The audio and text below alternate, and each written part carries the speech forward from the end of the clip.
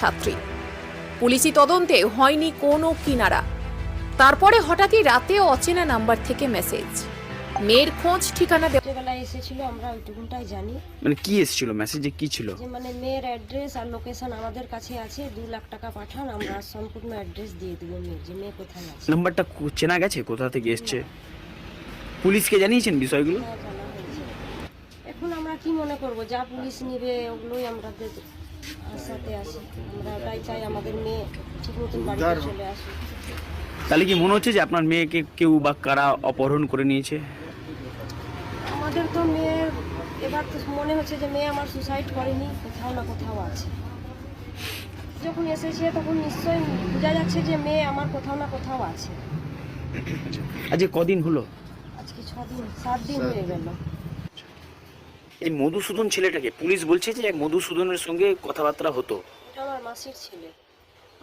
ওর সাথে কি কোনো ভালোবাসার সম্পর্ক ছিল সেটা মধুসূদনের? আমরা জানি না, কিন্তু পরে থেকে কথা শুনলাম যে ওর সাথে ওর কথা ছিল, কথা বলতো। আপনারা কার মুখ থেকে শুনেন আর কিভাবে জানলেন আপনারা? পুলিশেরই মুখ থেকে শুনেছি, ওর মোবাইলে আসতো, নাম এসেছে সেটা জানি। নিয়ে ওখানে মানে কথা বলতো, এটা পুলিশদের থেকেও জানা গেছে যে মানে কথা বলছিল। মধুসূদনের সঙ্গে আপনার মেয়ে কথা বলতো, আপনি কি জানতেন না, আপনারা জানতেন না? না, কি কাজ করছে না করছে, আর 7 দিন হয়ে গেল, কিছু বোঝাই যাচ্ছে না। কিছু তো হিন্স দিত আমাদেরকে, এটা আমরা বুঝতাম, কিন্তু কিছু এরকম বোঝা যাচ্ছে না।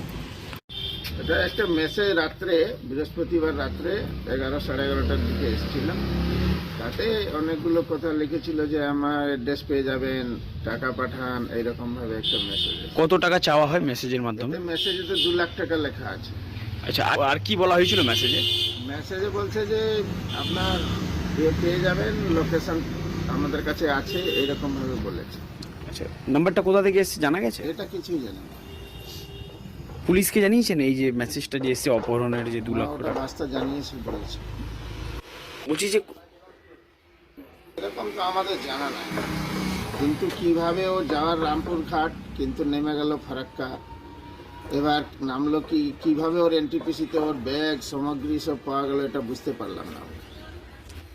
এটা তো ঘটনা 5 তারিখের আছে। হ্যাঁ, 5/1/2022, 7 দিন হলো।